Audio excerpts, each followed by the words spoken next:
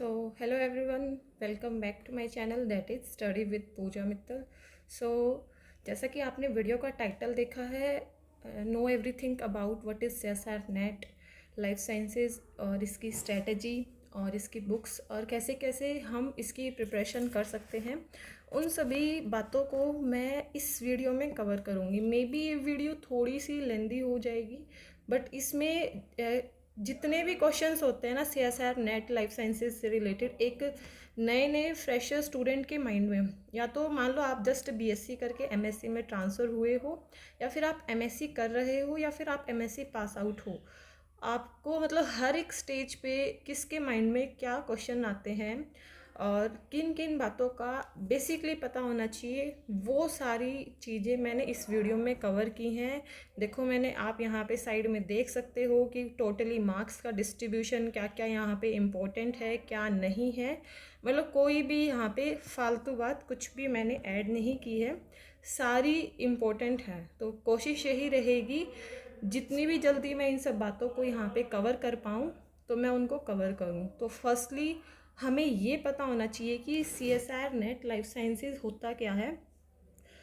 Council of scientific and industrial research university grants commission national eligibility, मतलब कि ये CSR net UGC एक test होता है।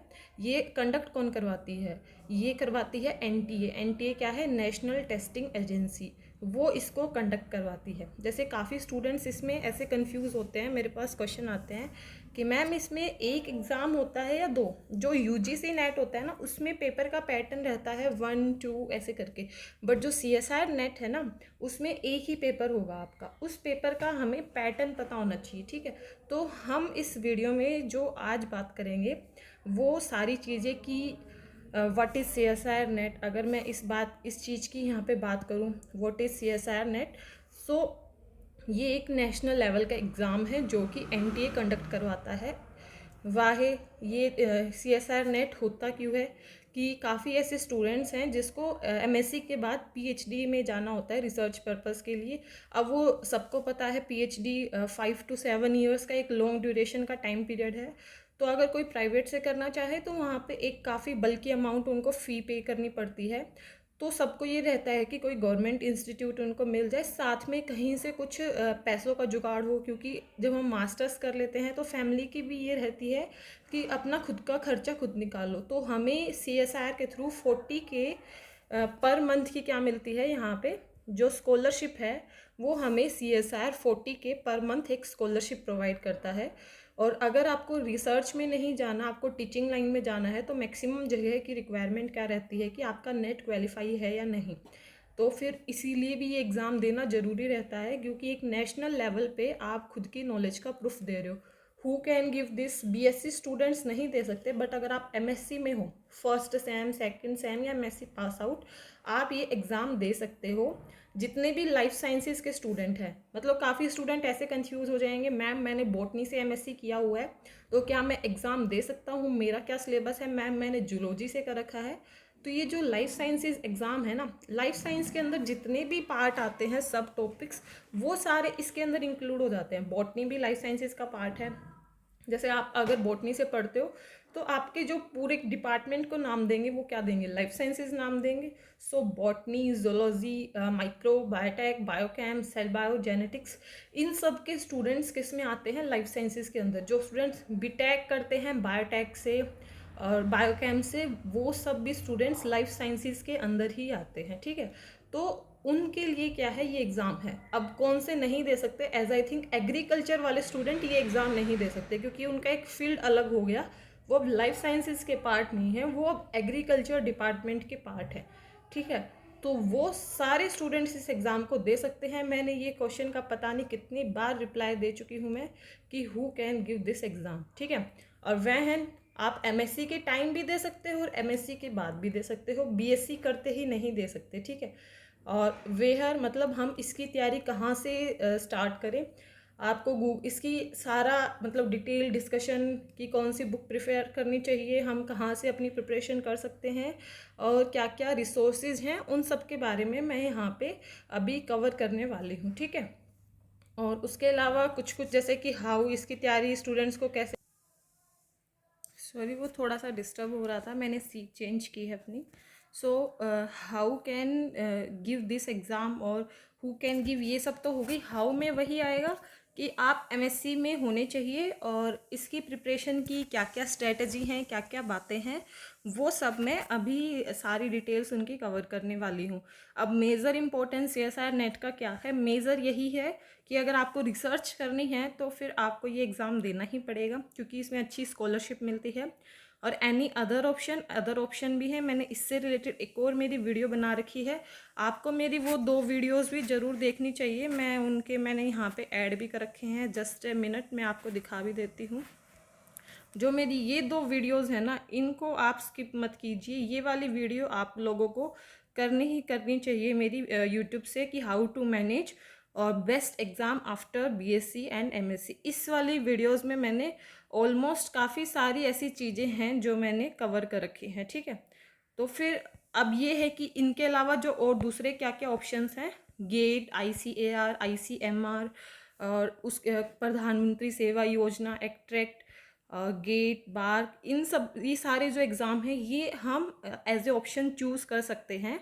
बट इसकी मेजर इम्पोर्टेंस क्या है, आप कहीं मान लो इंडस्ट्री में, लैब में या कॉलेज में जॉब के लिए जाओगे तो वहाँ पे आपको इस चीज़ को पर्टिकुलरली कोई मेंशन नहीं करेगा आपका गेट क्लियर है या फिर आपका ये वाला एग्ज़ाम क्लियर है। आपसे स्पेसिफिकली वहाँ पे जो क्वेश्चन पूछा जाएगा वो यही पूछा जाएगा कि आपका नेट क्लियर है या नहीं है, ठीक है। सो ये इसकी मेजर इंपॉर्टेंस है। इसके कुछ ड्रॉबैक्स क्या हैं उनके बारे में भी मैं आपको बताऊंगी वो वीडियो के एंड में। अब ये आ जाते हैं कि प्रिपरेशन कैसे करें, ideal time for the preparation. Ideal preparation time during MSc भी है और आफ्टर एमएससी भी है। मतलब काफ़ी ऐसे स्टूडेंट हैं जो एमएससी के टाइम करके और अपने 3rd सेम तक ये एग्ज़ाम क्लियर भी कर लेते हैं। काफ़ी ऐसे हैं जो सोचते हैं नहीं अभी एमएससी तसल्ली से कर लेते हैं फिर उसके बाद एग्ज़ाम दे। मैं जो सलाह दूंगी वो, जो बच्चे एमएससी के टाइम कर लेते हैं वो तो दी बेस्ट है, बट जो एमएससी की बात करने की सोच रहे हैं, आप चाहे अच्छे से एमएससी के बाद प्रिपरेशन करो, बट थोड़ा थोड़ा मतलब इस एग्ज़ाम को समझने में ही काफ़ी प्रॉब्लम होने लगती है। तो थोड़ी थोड़ी चीज़ें आप जो नॉलेज है वो अपने एमएससी के टाइम भी उनको गेन करो, ठीक है। तो मैंने जो आज ही पूरी पीडीएफ जो बनाई है, मतलब पूरी डिटेल्स यहाँ पे मैंने इसलिए लिखी हैं क्योंकि मैं खुद वीडियो बनाते टाइम आधी चीज़ें कवर करना भूल जाती हूँ कि भी अच्छा ये भी बताना था, क्योंकि पूरे 2 साल लग गए मुझे इन बातों को समझने में, आप ये बोल सकते हो। तो मे बी आपको ये पूरी वीडियो आप देखो तो एक बार थोड़ा डिस्टर्बिंग लगे कि क्या हो रहा है, क्या बता रहे हैं, और मे बी आपको अच्छा लगे कि हमें एक बार में इतना सब पता चल गया, हमें इधर उधर भटकना नहीं पड़ा। तो फिर इसीलिए आपको मेरा यही रिक्वेस्ट रहेगा कि पूरी वीडियो को एंड तक अच्छे से सुनिएगा, अगर आपको सारे डाउट्स अपने सीएसआर नेट से रिलेटेड अगर क्लियर करने हैं तो, ठीक है। तो अब आइडियल टाइम तो मैंने बता दिया। अब ये आइडियल टाइम डिपेंड किस पे करता है, स्टूडेंट का कैसा नेचर है। Type of the student play major role in their preparation. कैसे कि अब वो मान लो कि स्टूडेंट का नेचर कैसा है, मान लो स्टूडेंट क्या ऐसा है जो सारी चीज़ों को काफ़ी ईजिली मैनेज कर सकता है। अब मान लो स्टूडेंट का ऐसा नेचर है वर्साटाइल, मैंने उन स्टूडेंट्स के लिए लिखा है कि उनका मन है वो पढ़ने में तो अच्छे हैं, बट एक होता है ना कि डिस्टर्ब उनका माइंड ज़्यादा रहता है, या तो वो अपने फ्रेंड सर्कल में ज़्यादा इन्वॉल्व होंगे या वो दूसरी चीज़ों में ज़्यादा इन्वॉल्व होंगे, या फिर कुछ भी लगा सकते हैं, मतलब ऐसे। और एक कुछ ऐसे स्टूडेंट हैं वो सिंसियर तो हैं बट स्लो लर्नर हैं, उनको चीज़ें काफ़ी जल्दी से याद नहीं हो पाती। इसमें सबसे डेंजरस वाली कैटेगरी होती है वर्साटाइल स्टूडेंट वाली। इनको करना भी होता है, ये कर भी नहीं पाते, और मैक्सिमम 70% ऑडियंस जो है, 70% पब्लिक वर्साटाइल माइंड वाली हमें मिलेगी। 10% हमें मैनेज जो चीज़ों को अच्छे से कर सकते हैं वो मिलेंगे, 20% हमें स्लो लर्नर मिलेंगे। इन जनरल हम ये अपने आसपास में, अपने क्लासरूम में, अपनी सोसाइटी में भी इस चीज़ को ऑब्जर्व कर सकते हैं, ठीक है।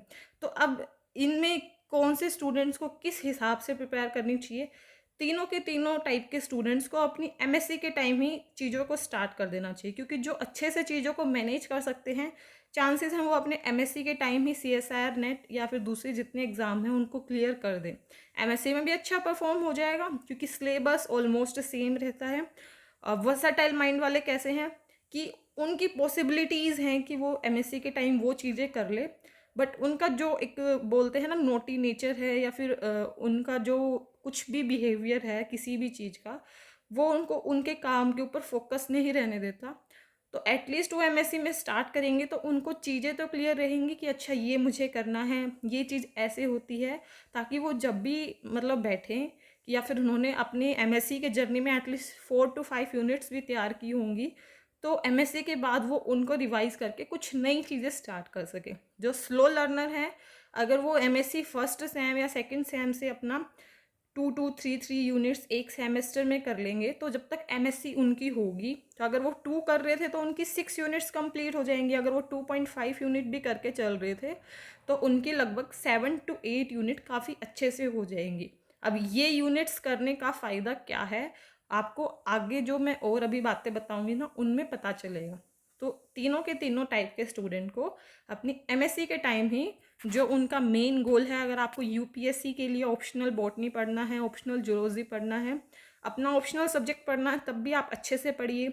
आपको सीएसआर, गेट, आईसीएआर, आईसीएमआर, ये जितने भी एग्ज़ाम्स हैं इनमें क्या है, सीएसआर नेट का 60 to 70% सिलेबस सबसे मैच करता है। बाकी जो 30% रह जाता है वो आप अपने बीएससी और एमएससी के सिलेबस में जो जो टॉपिक्स पढ़ते हो, जैसे टेक्सोनॉमी है, वो सीएसआर में इतना नहीं आता, बट दूसरे जो एग्ज़ाम हैं उनमें काफ़ी आ जाता है। आप एक बायोस्टैट और बायोइन्फॉर्मेटिक्स पढ़ते हो, वो आईसीएमआर में काफ़ी ज़्यादा आ जाता है। मतलब ये इन चीज़ों को वो बच्चे समझ पाएंगे जिनके ये सब्जेक्ट पहले से हैं।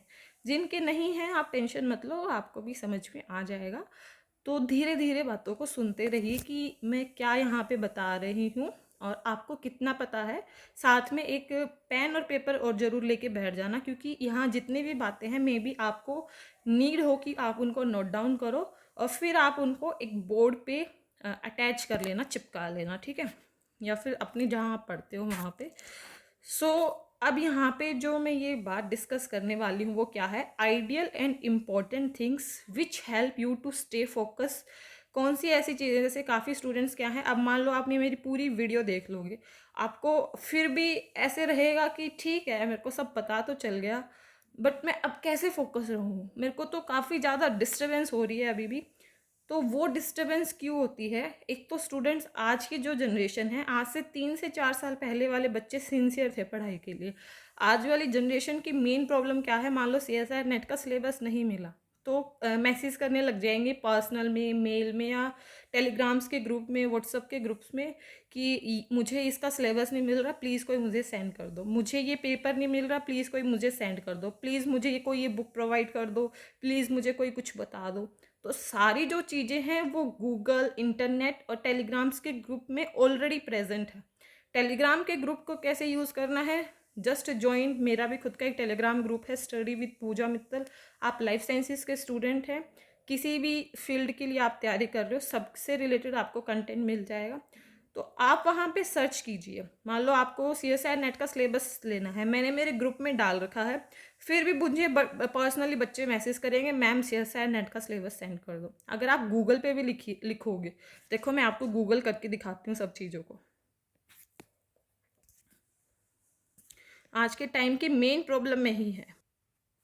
देखिए मैंने यहाँ पे गूगल पे लिखा CSR net life sciences syllabus, यहाँ पे सबसे जो फर्स्ट वेबसाइट आई, अगर हमने इसको ओपन किया तो देखो ये सीएसआर में पूरे एग्ज़ाम का क्या पैटर्न है, आपको गूगल पे इजीली वो चीज़ मिल गई। आपने जस्ट लिखा तो देखो पार्ट ए होता है, पार्ट बी, पार्ट सी। इसके लिए मैं थोड़ी देर बाद में डिटेल बताऊंगी आप लोगों को। देखो यहाँ पे लिखा हुआ है सिलेबस, इस सिलेबस पे मैंने क्लिक किया तो देखो अब ये आ गया सीएसआर नेट का सिलेबस। तो फिर क्यों भटकना है दूसरी चीज़ों पे।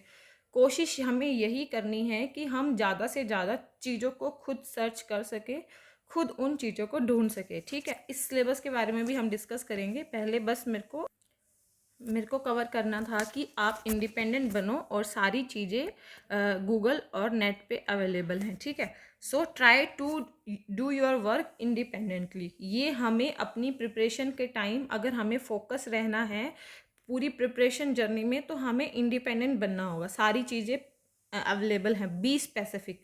स्पेसिफिक कैसे, आगे मैं अभी जितनी भी डिटेल्स बताऊंगी आपको सारी डिटेल्स पता होगी। स्पेसिफिक कैसे कि मान लो मैंने आपको आगे जाके बता दिया कि ये इस सब्जेक्ट की बुक है और आपको ऑनलाइन मिल जाएगी। तो अब ये नहीं है, अलग अलग आपने ग्रुप्स ज्वाइन कर लिए, काफ़ी सारे यूट्यूब ज्वाइन कर लिए, काफ़ी सारे टेलीग्राम ज्वाइन कर लिए। आपको अगर मेरे चैनल पे फ़ायदा नहीं हो रहा, कोई 2 या 3 अलग चैनल हैं तो उनको ज्वाइन रखिए। अगर आपको मेरे थ्रू फ़ायदा हो रहा है, 1-2 और हैं, तो आप उन 3 या 4 को ज़्यादा से ज़्यादा बस फॉलो करके रखिए, जिनसे आपके डाउट क्लियर हों, आपको कंटेंट मिल जाए। तो ऐसे कुछ ग्रुप्स हैं, उनको ज्वाइन करें, आपका फ़ायदा होगा उनसे। और ऐसे नहीं है जैसे वहाँ से आप फाइल्स डाउनलोड कर लोगे। जैसे हम एक रूम में बैठे हैं, अपने आसपास काफ़ी सारी चीज़ें हम रख दें। मैं रख दूँ नीट की भी बुक्स, बीएससी की भी, एमएससी की भी, यूपीएससी की भी, मतलब काफ़ी सारी बुक्स रख दूँ जिनका जो ऊपर का कवर है वो देखने में सेम है, उस पर टाइटल नहीं लगा कि ये किस चीज़ की बुक है। तो उस टाइम हमें क्या कन्फ्यूज़न होगी, अरे यार पता ही नहीं चल रहा। मतलब हमारे रूम में जो एक डिस्टर्बेंस क्रिएट होगी कि हम कौन सी बुक पढ़ें कौन सी ना पढ़े, वो हमें काफ़ी ज़्यादा डिस्टर्ब कर सकती है। वैसे ही अपने फ़ोन में आजकल क्या है, भरमांड है पीडीएफ्स का। हमने टेलीग्राम में किसी ने बोला, अरे यार ये तो काफ़ी अच्छी पीडीएफ है, मैंने इसमें मेरे नोट्स बना रखे हैं, डाउनलोड कर लो। अरे ये तो ऐसी चीज़ है, अरे ये तो वो बुक है, ये तो फलाना है, ये तो ऐसे। तो आपने सब कुछ डाउनलोड कर लिया, अब आप उस टाइम उन चीज़ों को पढ़ नहीं रहे। ये सब के साथ ये गलती होती है कि काफ़ी सारी चीज़ें ज्वाइन कर लेंगे, उनको फ़ोन में डाउनलोड कर लेंगे, लैपटॉप में जैसे भी डाउनलोड कर लिया, अब उनको पता ही नहीं है कि वो चीज़ क्या है। आप उस टाइम आपको क्या करना है, आगे मैं जैसे आपको प्रिपरेशन का बताऊंगी। मान लो मैंने आपको बोला कि आपको बुक ए डाउनलोड करनी है, आपने बुक ए सर्च की, बुक ए से रिलेटेड आपको कुछ बी और सी कंटेंट मिल गया। आपको अब अगर आपके फ़ोन में अच्छा स्पेस है, आपके पास लैपटॉप है और आपके पास अगर टैब है, तो उनमें आप एक फ़ोल्डर बनाइए कि बुक ए, उसमें आप उसको पीडीएफ को सेव कर दीजिए। अगर आपके पास लैपटॉप टैब कुछ नहीं है, फ़ोन में भी स्पेस कम है, तो मैंने एक पेन ड्राइव खरीदी थी जो फ़ोन में भी लग जाती है और जो लैपटॉप में भी लग जाती है। तो कभी ज़रूरत पड़े तो वो वाली पेन ड्राइव परचेज कर लीजिए। एटलीस्ट 32 GB या 64 GB, वो 700-800 तक आ जाएगी। अब हमें इतना करना पड़ेगा क्योंकि हमें अपनी फाइल्स को एक जगह रखना पड़ेगा। उसमें हमें क्या करने हैं, फ़ोल्डर्स बनाने हैं। मैं ये छोटी छोटी बातें इसलिए कवर कर रही हूँ क्योंकि स्टूडेंट्स को फिर पता चल जाता है तो वो अपने ट्रैक से भटक क्यों जाते हैं। ये सारी गलतियाँ वो कर देते हैं, मतलब कुछ भी डाउनलोड कर लेना, कहीं से कुछ भी करना। तो ये हमें फिर एक फ़ोल्डर बनाने हैं। मैं आपको मेरे फ़ोल्डर्स की भी दिखाऊंगी इमेज। तो ये कुछ कुछ बातें थी जो हमें फोकस रहने में हेल्प करेंगे कि हमें स्पेसिफिक रहना है, कुछ कुछ सेलेक्टेड ग्रुप्स वगैरह में ज्वाइन रहना है, सेलेक्टेड चीज़ों को डाउनलोड करना है, उनके फोल्डर्स बनाने हैं और ख़ुद से कोशिश करनी है यूट्यूब, गूगल और टेलीग्राम ग्रुप में जितना कुछ मिल जाए। और जो सेलेक्टेड ग्रुप्स हैं उनमें दूसरे स्टूडेंट से पूछ सकते हैं या फिर अपने टीचर को वहाँ पे मेंशन करके उनसे वो बातें पूछ सकते हैं। ठीक है, तो ये चीज़ें थी जो आपको भटकने नहीं देंगे आपके पाथ से। अब बात आ जाती है कि हम अपनी प्रिपरेशन में सेल्फ स्टडी को इम्पोर्टेंस दें या फिर जो अच्छी अच्छी कोचिंग से सुनने में आता है उसको दें। दोनों चीज़ें अच्छी हैं, बट दोनों को किस तरह से हमें मैनेज करना चाहिए, कब हमें कोचिंग्स की साइड जाना चाहिए, मैं उस चीज़ को भी थोड़ी देर में कवर करूँगी। अब बात आ जाती है कि स्टूडेंट्स की कि मैम हमें काफ़ी जगह पे नोट्स मिल रहे हैं CSIR नेट के, लाइक जो पाथ फाइंडर है। अब कुछ बच्चों का मैसेज आया कि पाथ फाइंडर कोई स्टैंडर्ड बुक है क्या, मतलब किसी फॉरेन राइटर की बुक है क्या। कोई बात नहीं, मतलब उन स्टूडेंट्स को नहीं पता होगा, पाथ फाइंडर नाम से कोचिंग अकेडमी है दिल्ली में। तो उनके जैसे हमें नीट के मॉड्यूल्स मिलते हैं, एलन के, आकाश के, सबको इनका पता ही होगा। तो वैसे पाथ फाइंडर के कुछ मॉड्यूल्स हैं ऐसे करके, जहाँ तक मुझे पता है जैसे लेट्स टॉक एकेडमी भी एक इंस्टीट्यूट है, उनके भी कुछ कुछ मॉड्यूल्स हैं। तो वो मॉड्यूल्स में अच्छा कंटेंट है, फेमस है पाथ फाइंडर, कि उनकी बुक्स को पढ़ लो आपका नेट क्लियर हो जाएगा। अब स्टूडेंट्स के माइंड में आता है कि मैम क्या इनफ है पाथ फाइंडर, हमें स्टैंडर्ड बुक्स में क्यों जाना चाहिए। तो अभी मैं स्टैंडर्ड बुक्स में क्या डिफरेंस है, कैसे हमें उनको पढ़ना चाहिए और पाथ फाइंडर पढ़ के हमारा कितना फ़ायदा होगा, कितना नुकसान होगा, और CSIR नेट का मार्क्स का कितना क्या डिस्ट्रीब्यूशन है, ये अपना एक मेजर डिस्कशन रहेगा आज की अपनी वीडियो में। तो उसके बारे में हम यहाँ पे डिस्कस करेंगे कि both these books are good but have some differences. Firstly know the paper का पैटर्न।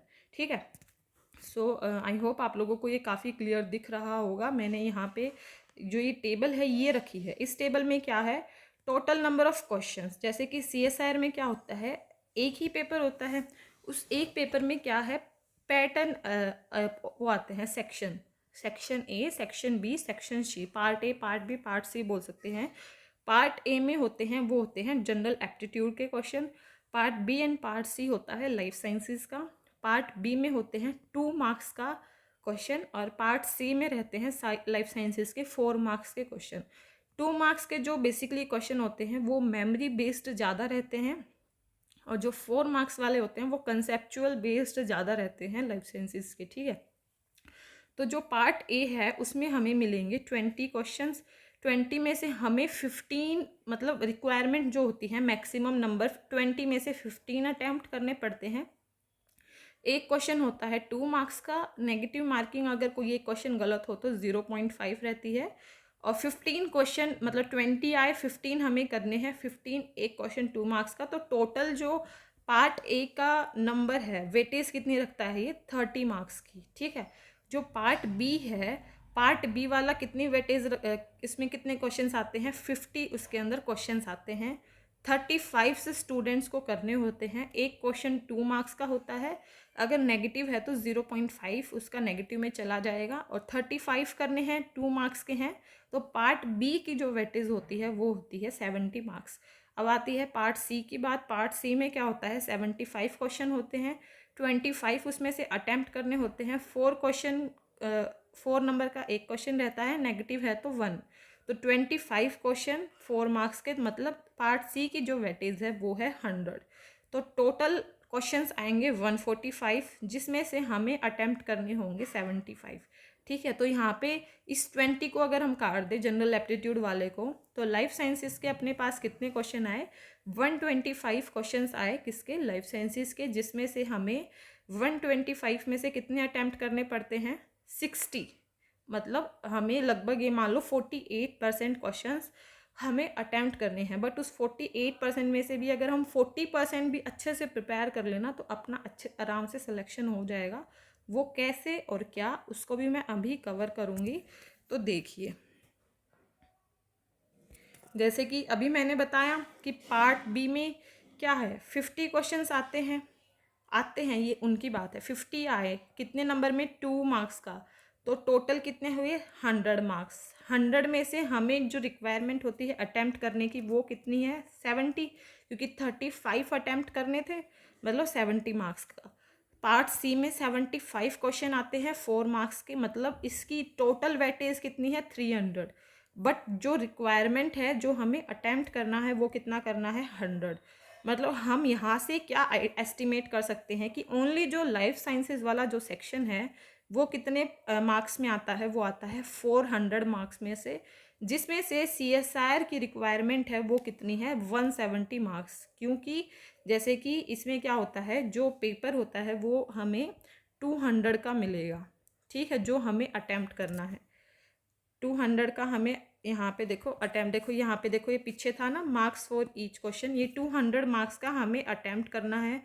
टोटल इसमें लाइफ साइंसेस का तो था 400 प्लस में 30 ये और ये मतलब क्वेश्चंस कितने आते हैं इसके भी 20, तो ये मान लो 440 नंबर का अपना 440 का पेपर आता है, जिसमें से हम जनरल एप्टीट्यूड को साइड में रख देते हैं। मेन डिस्कशन हम लाइफ साइंसेस पे रखेंगे कि 400 का क्या है लाइफ साइंसेस पोर्शन और 200 का हमें ओवरऑल अटेम्प्ट करना है। मतलब हमें लाइफ साइंसेस का जो अटेम्प्ट करना है वो कितना है 170, किसमें से 400 मार्क्स में से 170 मार्क्स की हमारी प्रिपरेशन होनी चाहिए, ठीक है। तो अब अगर हमें इतना पता है कि CSIR नेट के सिलेबस में यूनिट्स कितनी है 13, देखो मैं आपको यूनिट्स दिखाती हूँ।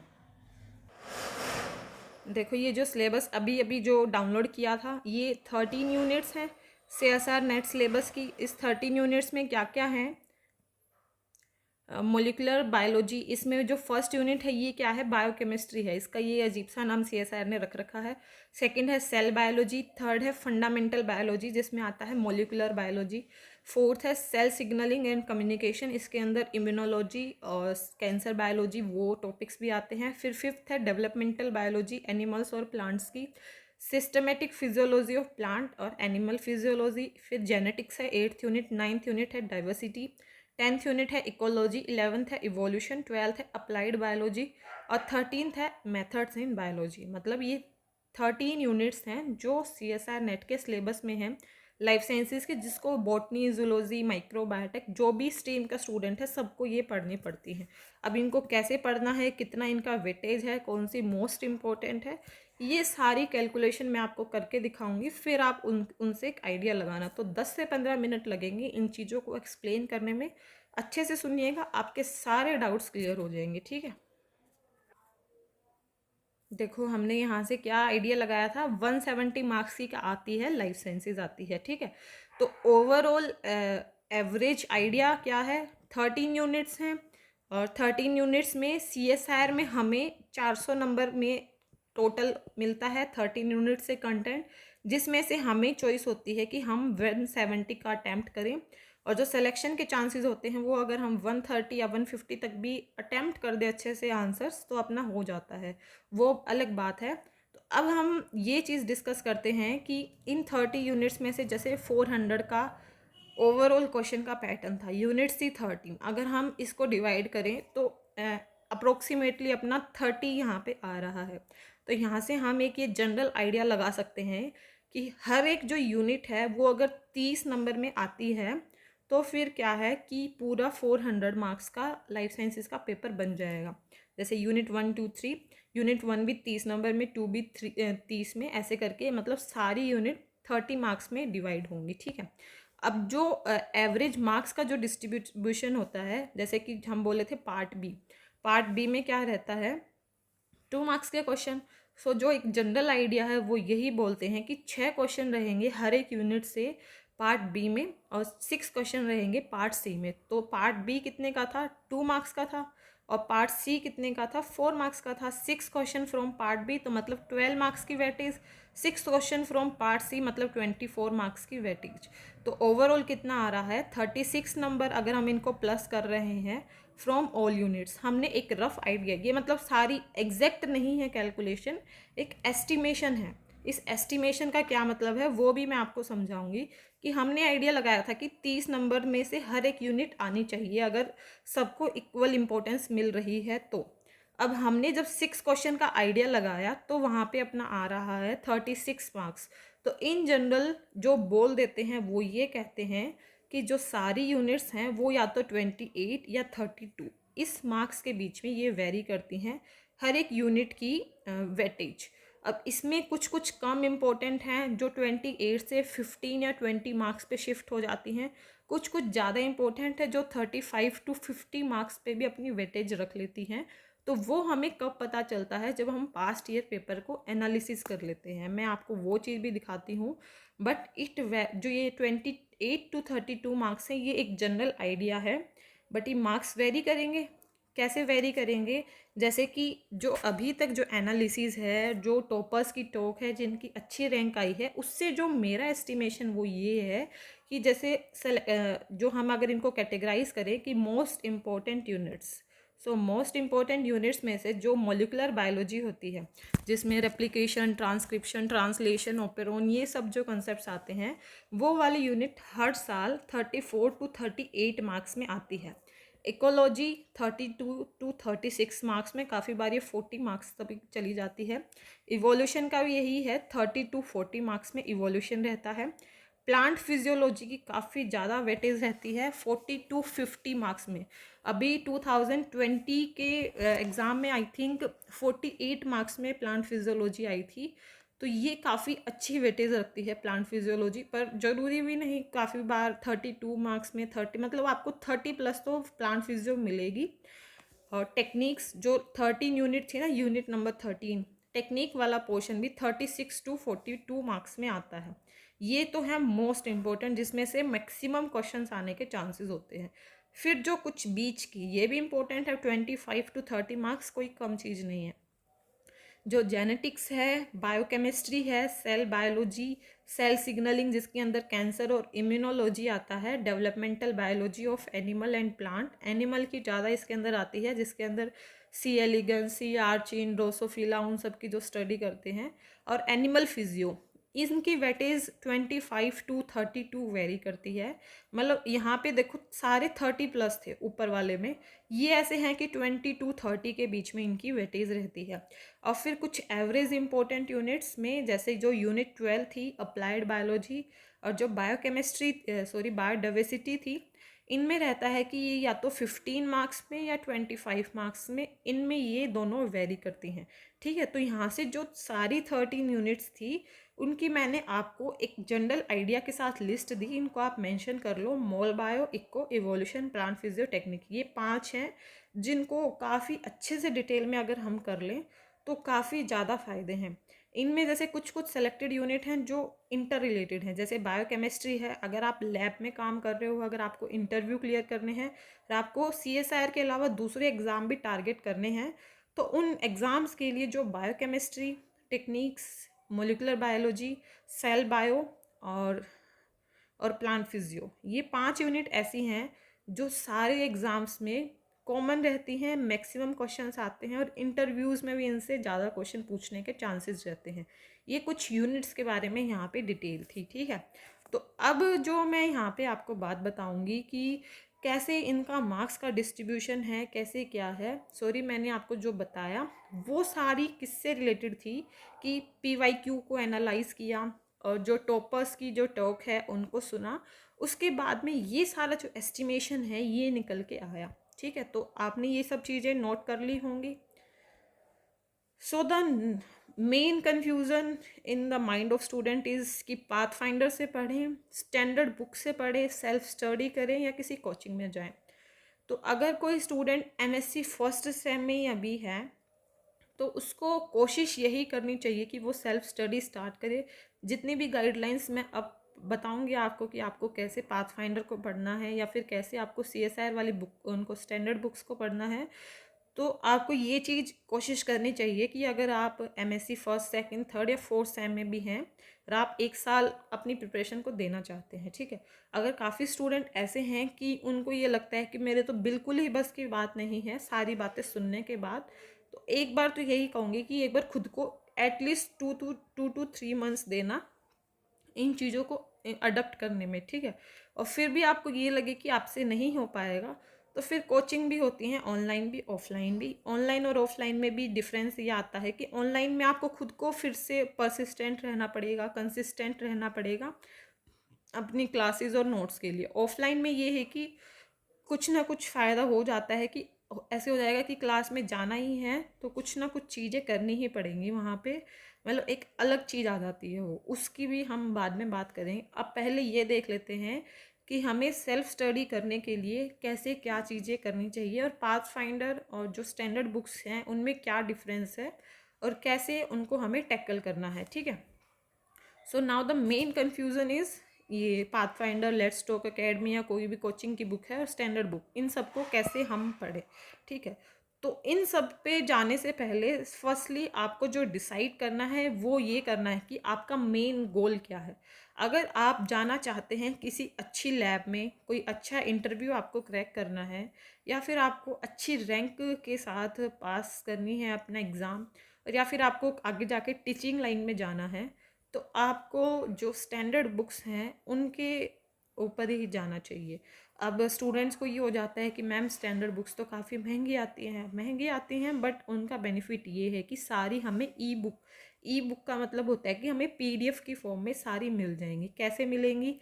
एक जड लाइब्रेरी का लिंक है, मैं आपको उसका लिंक प्रोवाइड कर दूंगी, या फिर आप गूगल पे लिखना जस्ट जड लाइब्रेरी। वहाँ पे सर्च में अगर आप लिख दोगे, मान लो आपको सेल बायोलॉजी की ब्रूस एल्बर्ट बुक चाहिए, आप वहाँ पे लिख दोगे ब्रूस एल्बर्ट, तो वो बुक वहाँ पे आ जाएगी। वो एटलीस्ट 200-300 MB में होगी।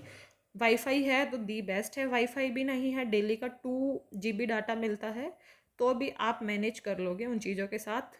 जिस बुक पे आपको जाना है स्पेसिफिकली उसको डाउनलोड करो, उसको पढ़ो, उसको फोल्डर में ऐड करो। तो ऐसे करके कुछ तरीके हैं कि कैसे हम खुद को मैनेज कर रहे हैं, कैसे हम अपने फ़ोन का कचरा हटा रहे हैं, चीज़ों को सिस्टमेटिक वे में रख रहे हैं, और कहाँ से डाउनलोड कर रहे हैं। और वहाँ से भी आपको डाउनलोड नहीं करना तो आपको मेरे टेलीग्राम ग्रुप में भी बुक्स के लिंक मिल जाएंगे, बुक्स की PDF मिल जाएंगी, आप वहाँ से भी उनको डाउनलोड कर सकते हो। तो स्टैंडर्ड बुक का जुगाड़ तो हो गया। और अच्छी लैब में जाना है, अच्छी रैंक लेनी है, टीचिंग लाइन में जाना है, तो उस टाइम क्या होता है कि आपको एक अच्छी नॉलेज होनी चाहिए, एक डीप। तो उसमें आपकी स्टैंडर्ड बुक्स हेल्प करती हैं। कैसे हेल्प करती हैं? क्योंकि जो स्टैंडर्ड बुक्स हैं वो क्या इंक्रीज़ करती हैं, वो इंक्रीज़ करती हैं कॉन्फिडेंस, एक्यूरेसी और मेक यू डिफाइन। मतलब कोई आपको बोले कि सेल साइकिल, आपने अच्छी बुक पढ़ रखी है तो आप बिल्कुल छोटे में उसको डिफाइन कर सकते हो और आप कोई पूरी डिटेल उसकी भी बता सकते हो। और आप मतलब स्टैंडर्ड बुक से पढ़ रहे हैं तो स्टैंडर्ड बुक्स में मिस्टेक नहीं होती। जो ये कोचिंग मॉड्यूल्स होते हैं, वेबसाइट्स होती हैं, वहाँ पे चांसेस हो जाते हैं मिस्टेक्स के। तो आप में एक्यूरेसी आएगी। आप बुक्स को पढ़ रहे हो, आपके कॉन्फिडेंस अच्छे होंगे, आपने चीज़ों को अच्छा टाइम दे के गेन किया है, तो आपका जो कॉन्फिडेंस लेवल है वो इंक्रीज़ होगा। आप दूसरों को क्लियरली आंसर्स दे पाओगे और आप श्योर रहोगे कि कितना कंटेंट ऐसा है जिसको हमें मेमोरी बेस्ड रखना है। उसकी हमें अलग से स्टिकी नोट्स, चार्ट, टेबल्स ये बनानी पड़ेंगी, क्योंकि वो सिर्फ याद रखने की चीज़ें हैं। और पूरे एक कंसेप्ट के पीछे, मतलब पूरे एक टॉपिक के पीछे कितना क्या कंसेप्ट है, आपको उस पूरे कंसेप्ट की क्लैरिटी रहेगी अपने माइंड में। ये क्या है, स्टैंडर्ड बुक्स के फ़ायदे हैं। ठीक है कि और ये सारी चीज़ें होंगी कि आप में कॉन्फिडेंस है, आप में एक्यूरेसी है, आप कंसेप्ट्स को अच्छे से बता सकते हो, आपको ये पता है कि कितनी चीज़ें मेमोरी बेस्ड हैं और आपने उनकी छोटे छोटे स्टिकी नोट्स बना रखे हैं। तो आप अगर इंटरव्यू देने जाते हो तो आप अच्छे से अपना इंटरव्यू क्लियर कर लोगे। आप लैब में जाते हो, लैब की आपको अच्छी नॉलेज होगी। और आप टीचिंग लाइन में हो, अब स्टूडेंट्स आपको किसी भी टाइप के क्वेश्चन पूछे, आप मतलब मैक्सिमम टाइम एबल रहोगे उनको आंसर करने में। ठीक है। So now you people think that we want all these things, मतलब सुनने में काफ़ी अच्छी लग रही है कि सबको ये चीज़ चाहिए, बट फिर भी मैम एक फोबिया है कि इन स्टैंडर्ड बुक्स को कैसे पढ़ें। हमें तो नाम सुन के ऐसे तो लग रहा है कि हाँ यार स्टैंडर्ड बुक पढ़नी चाहिए, बट सोर्स भी मिल गए, बुक भी हमने डाउनलोड कर ली, सिलेबस भी हमने कर लिया, बट हम इनको कैसे पढ़ें? बात तो ये आ रही है ना, पढ़ने वाली तो मेन प्रॉब्लम है। सो कोई बात नहीं, मैं आपको पढ़ के भी दिखाऊंगी अब कि कैसे हमें स्टैंडर्ड बुक्स में चीज़ों को पढ़ना है। ठीक है। उससे पहले हमें और भी बातों का पता होना चाहिए कि स्टैंडर्ड की और क्या क्या अच्छी बातें हैं। स्टैंडर्ड की ये अच्छी बातें हैं, मान लो किसी लैब में कोई रिसर्च चल रही है, उस रिसर्च का पॉजिटिव रिजल्ट आया, तो जो स्टैंडर्ड बुक्स हैं उनके जो लेटेस्ट एडिशन है उनके अंदर वो रिसर्च का जो आर्टिकल है वो वहाँ पे ऐड हो जाते हैं वो नोट्स। इसीलिए जो लेटेस्ट एडिशंस होते हैं उनको प्रेफर करना चाहिए। अगर आप CSR और कॉम्पिटिटिव एग्ज़ाम्स की तैयारी कर रहे हो तो वहाँ पे क्या है, उन लेटेस्ट रिसर्च को जो ऐड किया है पक्का वहाँ से क्वेश्चन आता है, 100% श्योर। मैक्सिमम टाइम वहाँ से टीचर्स देते हैं। आप इंटरव्यू में जाओगे तो वो आपकी ये नॉलेज चेक करने के लिए कि आप कितने अपडेटेड हैं, आपसे चांसेस हैं क्वेश्चन पूछें। तो प्रीफर यही कीजिए कि जो लेटेस्ट एडिशन है वो आपके पास हो। लेटेस्ट एडिशन का कैसे पता चलेगा? गूगल करके देख लीजिए कि ब्रूस एल्बर्ट लेटेस्ट एडिशन। जैसे मेरे पास मेरी पेन ड्राइव में अभी 5th एडिशन पड़ा है, बट फिलहाल 6th एडिशन जो है वो ब्रूस एल्बर्ट का नया आया है। एक डेवलपमेंट बायोलॉजी की गिलबर्ट बुक होती है, वो 2020 में आई थिंक 11th एडिशन आया था। तो 21 में ही कोई अच्छी रिसर्च होगी, 21 में ही नया एडिशन ऐड हो गया। तो मतलब अगर रिसर्च हो गई तो जल्दी जल्दी एडिशन आ जाएंगे। अगर कुछ भी अपडेट नहीं आया तो क्या पता काफ़ी सालों वाला वही वाला एडिशन चल रहा हो। ठीक है। तो ये अच्छी बात है कि वो लेटेस्ट रिसर्च आर्टिकल्स को इंक्लूड रखती है स्टैंडर्ड बुक्स, और इसलिए हमें ऑलवेज वो लेटेस्ट एडिशन को प्रीफर करना चाहिए। इसका मेजर ड्रॉबैक यही है स्टैंडर्ड बुक्स का कि स्टूडेंट्स के अंदर इनको लेके फोबिया ज़्यादा है, वो हैंडल नहीं कर पाते। बट इनको कैसे पढ़ना है वो चीज़ें मैं आपको करके दिखाती हूँ। मैं एक ब्रूस एल्बर्ट का ही एग्जाम्पल लेती हूँ। सबसे पहले मैं CSR नेट का सिलेबस दिखाती हूँ आपको, फिर मैं आपको एक बुक की PDF पे लेके जाऊँगी कि आपको कैसे वो चीज़ करनी है। ठीक है। So just a minute. देखो यहाँ पे ये सिलेबस है, इसमें ये सेलुलर ऑर्गेनाइजेशन मतलब यूनिट 2 सेल बायो का मैंने सिलेबस लिया है। इस सेल बायो के सिलेबस में मेरे को मान लो पढ़ना है, क्या पढ़ना है, मान लो मेरे को यहाँ पे जो लिपिड बायलेयर नाम से जो टॉपिक है इसके बारे में मुझे स्टडी करनी है। स्टैंडर्ड बुक्स का ये मतलब नहीं होता कि हमें स्टार्टिंग के फर्स्ट पॉइंट को पकड़ना है और एंड तक पूरी बुक को पढ़ना है। हमें जो अपने सिलेबस में टॉपिक्स मेंशन हैं उनको उठाना है, उसको बुक्स को लेके उनको क्लियर करना है। अब कैसे क्लियर करना है, लिपिड बायलेयर मान लो अपना टारगेट है आज का। ये ब्रूस एल्बर्ट की मैंने सेल बायो की बुक यहाँ पे ले ली। ये लेटेस्ट एडिशन नहीं है, ये 5th एडिशन है, 6th एडिशन अभी लेटेस्ट है। तो आपको क्या करना है, आपने क्या देखा था, लिपिड बायलेयर। अभी आपको इसके स्टार्टिंग में इंडेक्स पे जाना होगा बुक के। देखो इसमें कंटेंट हमने स्टार्टिंग में देखा कि कहाँ पे क्या है। हमने introduction to the cell, basic genetics, internal organization of the cell, इसमें कहीं पे लिपिड बायलेयर का लिखा है। इसमें सबसे जो ये वाला पॉइंट लिखा हुआ है मेम्ब्रेन स्ट्रक्चर। अब लिपिड बायलेयर क्या है, एक मेम्ब्रेन है। मतलब हमें मेम्ब्रेन से पता चल गया कि हमें लिपिड यहाँ से अपनी चीज़ मिल सकती है। तो अब ये वाली मेम्ब्रेन स्ट्रक्चर को इन्होंने किस पे दिया है, 617 के पेज पे। यहाँ पे 617 लिखा है। तो इसके बाद फिर यहाँ पे देखो ये डिटेल कंटेंट है ना, इसमें हमें ये देखना है कि 617 के पेज पे और क्या क्या बातें हैं। तो इसमें हमें डायरेक्ट अब 617 वाला पेज नंबर पे डिटेल देखनी है। देखो ये आ गया 617 मेम्ब्रेन स्ट्रक्चर। मेम्ब्रेन स्ट्रक्चर में सबसे पहला यहाँ पे हाईलाइट क्या आया, the lipid bilayer. Lipid bilayer में इन्होंने क्या क्या बातें बताई हैं कि क्या क्या कार्बोहाइड्रेट्स हैं लिपिड बायलेयर में, और कौन कौन सी चीज़ें यहाँ पे हो रही हैं। मतलब पूरी डिटेल हमें यहाँ पे इसकी मिल रही है देखने को कि लिपिड बायलेयर का क्या स्ट्रक्चर है, कैसी फ्लूइडिटी है। मतलब ये हमें पता चल गया 617। अगर लैपटॉप है तो हम डायरेक्ट 617 की पेज की कमांड दे सकते हैं। अगर टैब या मोबाइल है तो हम 617 के पेज पे जा सकते हैं। तो देखो मैं यहाँ पे मैंने रफ एस्टिमेट करके इसको यहाँ पे मैं आ गई। अभी 576 पेज है, 617 के पेज पे जाना है ना। ये 642 आ गया।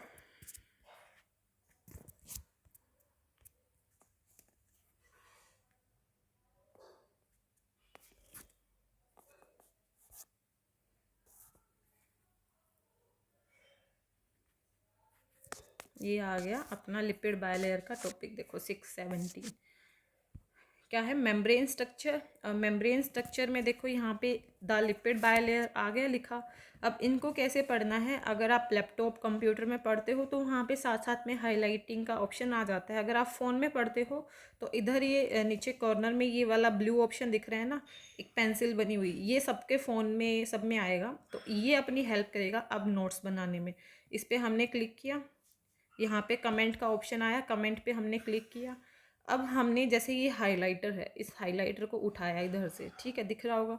अब दी लिपिड बायलेयर, ये अपनी मेन हेडिंग है, इसको मैंने हाईलाइट कर दिया, ठीक है। अब मेरे को अंडरलाइन करते हुए चलना है अपने नोट्स को। इसमें मेरे को जैसे मान लो मैंने अब स्टार्टिंग में क्या लिया, ब्लू कलर लिया, ठीक है, मैंने ब्लू कलर ले लिया। इसमें लाइन है the lipid bilayer provide the basic structure. अब मैंने मतलब मैं पूरा नहीं पढ़ के बताऊंगी, मैंने जैसे मान लो मैंने basic structure of the cell membrane को अंडरलाइन यहाँ पे कर दिया। अब मेरे को चाहिए कि मेरे को कुछ अच्छा और पॉइंट मिला है, मतलब बार बार इतने ज़्यादा कलर चेंज नहीं करने, बट कुछ मान लो आपको यहाँ पे कुछ अलग सा नाम मिला। मान लो आपको मिल गया कि लिपिड जो बायलेयर है वो एम्फीफैटिक इन नेचर होती है। आपने इसको अलग से ग्रीन कलर में किसी और दूसरे कलर से आपने इसको हाईलाइट कर दिया, या फिर आपको ये हाईलाइटर ही यूज़ करना है तो आपने हाइलाइटर को ऐसे यूज़ कर दिया। और इसमें आपने डायग्राम भी देख लिया तो आपने डायग्राम को भी सेलेक्ट कर लिया यहाँ से कि आपको ये पेंसिल उठाई कि ये डायग्राम मुझे पढ़ना है, इसके बारे में कुछ भी पॉइंट्स ऐड करने हैं तो वो आप यहाँ पे पॉइंट्स को ऐड कर सकते हो, ठीक है। और ये जो ऊपर सही का ऑप्शन है, मतलब राइट, इस पर आपने क्लिक किया तो जो भी आपने यहाँ पे एडिटिंग की थी वो आपकी जो मेमोरी है फ़ोन की वहाँ पे ये सेव हो जाएगा। और लैपटॉप है तो एक नई फाइल बन के वहाँ पे सेव हो जाएगी। ऐसे करके आप ये पूरे अलग अलग डायग्राम्स, अलग अलग चीज़ें, इनको अच्छे से पढ़ोगे तो मज़ा आएगा पढ़ने में, ठीक है। तो अब कौन कौन सी ऐसी बुक्स हैं जो आपको रिफ़र करनी चाहिए अलग अलग यूनिट्स के लिए, उनके बारे में भी मैं एक क्विकली एक जल्दी से बता देती हूँ। और उसकी मैं आपके साथ पीडीएफ शेयर कर दूँगी टेलीग्राम ग्रुप में, आप वहाँ से उसको डाउनलोड कर लेना और अभी अपनी नोटबुक में भी लिख सकते हो। ये पीडीएफ मैंने ज्योति मैम है, उन्होंने एक वीडियो बनाया था, वहाँ से स्क्रीनशॉट लेके इसको पूरा एक पीडीएफ बना दिया। जैसे यूनिट 1 है बायोकेमिस्ट्री, इसके लिए बेसिकली जो स्टूडेंट्स को रिफ़र करनी चाहिए वो स्टैंडर्ड बुक लेनिंजर की। अगर इसमें हमें अगर कुछ टॉपिक्स नहीं मिल रहे, मतलब पढ़ने का सही तरीका, वो चीज़ें मैं आपको बताऊँगी।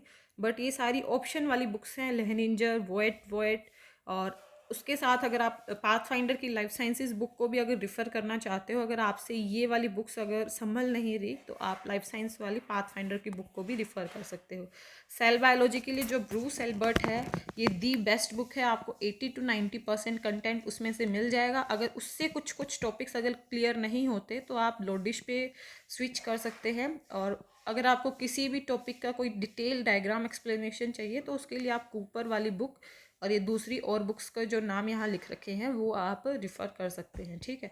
फिर मॉलिक्यूलर बायोलॉजी के लिए विल्सन वॉकर और वही लेनिंजर वाली बुक, और या फिर आप जो ये बुक है पाथ फाइंडर, इसको भी आप रिफ़र कर सकते हो।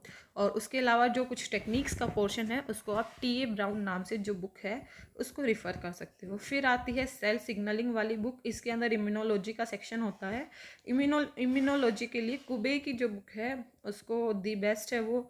और फिर वही molecular biology of the cell, उसमें सिग्नलिंग पूरी है। कूपर और कार्प, यही वाली जो बुक्स हैं जो वो आपकी अच्छी हेल्प कर देंगी सेल सिग्नलिंग के लिए। डेवलपमेंट बायोलॉजी के लिए गिलबर्ट दी बेस्ट है, गिलबर्ट से ही आपको पूरा करना चाहिए। इन केस अगर कहीं कुछ दिक्कत आए तो ये जो दो दूसरी बुक हैं इनको आप रिफ़र कर सकते हो। फिर आती है प्लांट फिजियोलॉजी के लिए जो टॉप मोस्ट है, जो दी बेस्ट है, वो है तेज एंड जीजर। उसके अलावा आप हॉपकिंस और ये एसएल को किसकी बुक है ये, थ्योरी एंड एप्लीकेशन वाली ये जो बुक है, आप एक और ऑथर की, आप इसको देख सकते हो। बाकी तेज एंड जीजर से आपका ऑलमोस्ट सब कुछ हो जाएगा। फिर एनिमल फिजियोलॉजी के लिए टॉर्टॉन्स और उसके अलावा टोर्टेरा, और उसके अलावा ये वाली बुक गाइटोन और लैंग और वेंडर, ये वाली बुक हैं, ये सारी बेस्ट हैं। आप कोई भी एक बुक से अपनी प्रिपरेशन को स्टार्ट कर सकते हो। और जेनेटिक्स के लिए क्लब कमिंग की दी बेस्ट बुक है। उसके अलावा साइमन की बुक और पैटर और बेंजामिन, ये आप रिफ़र कर सकते हो। फिर माइक्रोबायोलॉजी के लिए आप लोगों को ये यूनिट 9 की बात है, डाइवर्सिटी की। डाइवर्सिटी में आप अपनी जो बीएससी के नोट्स हैं, सिंह पांडे जैन फॉर बॉटनी और जूलॉजी के लिए यूनिक की बुक, और अपने जो कुछ कुछ और नोट्स हैं माइक्रोबायोलॉजी के लिए प्रेसकोट, यहाँ से अपना डाइवर्सिटी वाला जितना भी पोर्शन है उसको आप कवर कर सकते हो। फिर इकोलॉजी को आप जो पाथ फाइंडर की इकोलॉजी नाम से बुक आती है उससे आपकी अच्छी प्रिपरेशन हो जाएगी। आप मैक्सिमम पोर्शन वहाँ से कर लोगे कवर, तो आप वो वाली बुक वहाँ से रिफ़र कर सकते हो। उसके अलावा ये जो कुछ बुक्स के ये नाम हैं, ये जो यहाँ लिखे हैं, मैं आपको पीडीएफ प्रोवाइड कर दूँगी डिस्क्रिप्शन में भी और टेलीग्राम पे भी, तो आप वहाँ से ये देख लेना। ऐसे ही इवोल्यूशन की कुछ कुछ बुक्स की लिस्ट हैं, ये आपको पाथ फाइंडर की बुक में इतना अच्छा नहीं मिलेगा। सही है कंटेंट, बट अच्छे के लिए आपको अच्छी बुक पढ़नी चाहिए। बाकी अगर आप सेल्फ स्टडी करते हैं तो मैं आपको यही सजेस्ट करूँगी कि आप पाथ फाइंडर से ही कर लेना, क्योंकि इतनी सारी बुक्स से इवोल्यूशन का कंटेंट ढूंढना थोड़ा स्टूडेंट्स लेवल पे मुश्किल हो जाता है। और फिर उसके अलावा जो अप्लाइड बायोलॉजी और जो टेक्निक है उसके लिए विल्सन एंड वोकर, और या फिर जो पाथ फाइंडर की एक बुक आती है बायोफिजिक्स एंड मॉलिक्यूलर बायोलॉजी नाम से, और ये प्रिमरोज की बुक, इन सारी बुक्स को आप उनके लिए टेक्निक पोर्शन के लिए रिफ़र कर सकते हो। उसमें टेक्निक में जैसे माइक्रोस्कोपी वाला सेक्शन आता है, उसके लिए आप ब्रूस एल्बर्ट, मतलब ये वाला जो सेक्शन है इसको आपको थोड़ा थोड़ा कहीं गूगल से, कहीं किसी बुक से, लाइक जो इम्यूनो की टेक्निक्स आती हैं 13 वाली यूनिट में, उसको आप कुबे से कर सकते हो, माइक्रोस्कोपी वाला एल्बर्ट वाली से कर सकते हो। तो ऐसे कुछ कुछ ये लिस्ट है कि आपको कहाँ से क्या रिफ़र करना है। अब इन बुक्स को कैसे हैंडल करना है, कैसे पढ़ना है, पढ़ने का तरीका बता दिया, बट और क्या क्या चीज़ें आपके माइंड में होनी चाहिए वो चीज़ें भी मैं यहाँ पे बता देती हूँ। सो अगर आप जो स्टैंडर्ड बुक्स हैं उनको अगर रिफ़र कर रहे हो तो आपका जो एक अल्टीमेट गोल होना है कि आप अगर ये बुक पढ़ रहे हो तो आपको किन किन बातों पे मेन फोकस करना है, कौन सी आपको नोट डाउन करनी है, कौन सी आपको समझ में आनी चाहिए। मतलब ये जो 10 पॉइंट्स यहाँ पे लिखे हैं ये एक मैक्सिमम लिमिट है। कुछ कुछ टॉपिक्स ऐसे होंगे जो इन 10 में से 5 पॉइंट्स को वो करेंगे, सेटिस्फाई करेंगे। कुछ कुछ ऐसे होंगे जो इन 10 को भी करेंगे प्लस में एक या दो। मतलब इन 10 पॉइंट्स के ही इर्द गिर्द जितने भी कॉन्सेप्ट्स हैं, जितने भी टॉपिक हैं वो घूमते हैं। मतलब हमें क्या क्या पता होना चाहिए, व्हाट, कि वो टॉपिक क्या है, हाउ, मतलब कैसे वो टॉपिक आया, मतलब इवोल्यूशन है, जेनेटिक्स है, मतलब अगर वो बनती है हाउ वाला आंसर आ रहा है तो ढूंढो हु, किसने ये दिया, इस टॉपिक की क्या यूनिकनेस है, इसके अंदर कोई मोड ऑफ एक्शन है या नहीं। जैसे एनिमल फिजियो है, जेनेटिक्स है, प्लांट फिजियो है, बायोकेमिस्ट्री है, उनमें उनके मोड ऑफ एक्शन जैसे सेल सिग्नलिंग है, डेव बायो है, वहाँ पे आपको कुछ ना कुछ उनकी जो एक्शंस होते हैं वो हमें देखने को मिलेंगे। अगर वो जो टॉपिक आप पढ़ रहे हो उसके कुछ पर्टिकुलर फंक्शंस हैं, कहीं कुछ इकोनॉमिक इम्पोर्टेंस या उसी के कुछ फंक्शन हैं डायरेक्टली इनडायरेक्टली, तो उसके बारे में पता होना चाहिए। उसी टॉपिक का कुछ और दूसरा नाम है क्या, कोई और कॉमन नेम या साइंटिफिक नेम, या किसी और साइंटिस्ट ने कोई और नाम दिया है क्या, उसके कुछ एग्जाम्पल्स हैं। उस पर्टिकुलर टॉपिक की किसी और दूसरे टॉपिक के साथ कनेक्टिविटी बैठ रही है या नहीं बैठ रही। जैसे हम मेंडल की क्रॉस ले, मोनोहाइब्रिड क्रॉस है, अब इसी के साथ कनेक्टिविटी में जो नॉन मेंडलियन क्रॉस हैं, इनकम्प्लीट डोमिनेंस, कनेक्टिविटी तो है बट वो पार्ट दूसरा हो गया, बट उन्हीं चीज़ों को थोड़ा और इलेबरेट करके उन बातों को एक्सप्लेन किया है। तो ऐसे उस टॉपिक की हमें पता होनी चाहिए क्या, कनेक्टिविटी। और अगर वो पर्टिकुलर चीज़ वहाँ से अगर अपसेंट हो जाती है तो उसकी अपसेंस में ये वाला जो पॉइंट ये सेटिस्फाई कहाँ होगा, जहाँ पे हम जीन्स और हॉर्मोन्स वगैरह के बारे में पढ़ते होंगे कि मान लो कोई जीन है अगर वो अपसेंट हो गया तो उसकी अपसेंट में वो प्लांट या एनिमल या फिर कुछ वायरस है वो कैसा रिस्पॉन्स शो कर रहे हैं, मतलब उनके म्यूटेशन केसेस। तो ये जो 10 पॉइंट हैं इनके बारे में हमें नोट करना है जब हम अगर कोई भी स्टैंडर्ड बुक को रिफ़र कर रहे हैं। और एक स्टैंडर्ड बुक को पढ़ते टाइम हमें उसकी लिमिट भी पता होनी चाहिए। हमें ये नहीं है कि एक टॉपिक में बिल्कुल ही घुसे जाना है। जैसे सेल बायो है, उसका जो प्लाज्मा मेम्ब्रेन है ना वो मोस्ट इम्पॉर्टेंट है। प्लाज्मा मेम्ब्रेन का कुछ भी आपको मिल जाए आपको कहीं से नहीं छोड़ना। उसके अलावा कोई जैसे अपोप्टोसिस है, मे बी वो इतना इम्पोर्टेंट ना हो। मतलब मैं एक वैसे ही एग्जांपल हाइपोथेटिक एग्जाम्पल लेके बता रही हूँ, बाकी आपको एक आइडिया हो। वो आइडिया कैसे आएगा कि कौन सा ज़्यादा इम्पोर्टेंट है कौन सा कम। पास्ट ईयर पेपर को लो, उनको एनालिसिस करो, या फिर यूट्यूब की जो वीडियोस आगे मैं बनाऊंगी या कोई आपको और गाइड करता है कहीं से मिल जाए कि list of most important and least important topics. But आजकल चीज़ों का कुछ पता नहीं है, लिस्ट इम्पोर्टेंट से भी चीज़ें आ जाती हैं। मोस्ट इम्पोर्टेंट का ये फ़ायदा हो जाता है कि इससे आएंगी ही आएंगी। ठीक है, तो हमें ये एक आइडिया होना चाहिए कि हम कितनी एफिशिएंटली अपनी टॉपिक को प्रिपेयर करें स्टैंडर्ड बुक से। तो उसके लिए हमें ये सब बातों का पता होना चाहिए। तो स्टैंडर्ड बुक्स में हमें क्या करना है, फर्स्ट रीडिंग जैसे मैंने हाईलाइट करके और अंडरलाइन करके चीज़ों को दिखाया था वो आपको करना है, ताकि आपको एक कंसेप्ट के बारे में पता चले। आपको क्या क्या इंपॉर्टेंट लगा था उनको आप अंडरलाइन कर सको। इंपॉर्टेंट आप कैसे सेलेक्ट करोगे, जो वो 10 पॉइंट थे, इन 10 पॉइंट को माइंड में रख के उन चीज़ों को अलग अलग कलर से, अलग अलग हाईलाइटर से हाईलाइट करोगे। और जब दोबारा आप उसकी रीडिंग करो सेकेंड रीडिंग में, तो जिन पॉइंट्स को आपने हाईलाइट किया उनको कॉपी पेस्ट करके आप फ़ोन में दूसरे फाइल में उनको पेस्ट कर सकते हो, कंप्यूटर में पेस्ट कर सकते हो, और एक नोट्स की अलग से पूरी फाइल बना सकते हो। या फिर नोटबुक लेके अपनी नोटबुक में बिल्कुल छोटे छोटे पॉइंट्स की आपने फ्लो चार्ट बना लिया, आपने टेबल बना ली, आपने कुछ डायग्राम बना लिए, या क्विक रिवीजन के लिए कुछ मास्टर स्लाइड्स बना ली। मतलब कि आपने पूरी 10 पेज पढ़े, उन 10 पेज में आपको क्या समझ में आया उसकी आपने 2 पेज में समरी लिख ली। तो ये तरीका है स्टैंडर्ड बुक को पढ़ने का, और ये काफ़ी अच्छा तरीका है। इससे आपको कंसेप्ट भी क्लियर होंगे, कॉन्फिडेंस भी आएगा, और जो जो जितनी भी चीज़ें हैं उनके आपके पास अच्छे नोट्स भी प्रिपेयर हो जाएंगे। और फिर इसमें जो सेकंड रीडिंग में आपने जो जो कंटेंट कलेक्ट किया वो आपका, एक तो पहले पढ़ के दोबारा पढ़ रहे हो तो रिवीजन हो रहा है। अब दोबारा जब आप पढ़ोगे तो आपने जो नोटबुक में या दूसरी कोई फाइल बनाई है उसमें जो रिवीजन के लिए जो चीज़ें रखी हैं तो वो आपको वहाँ पे काम आएंगी। ठीक है, तो अब इसके अलावा कुछ और पॉइंट्स हो जाते हैं। मतलब मैं बोल रही थी ना वीडियो ये लंबी जा सकती है, तो ये वाले कुछ पॉइंट्स हैं जो अभी और क्लियर करने हैं।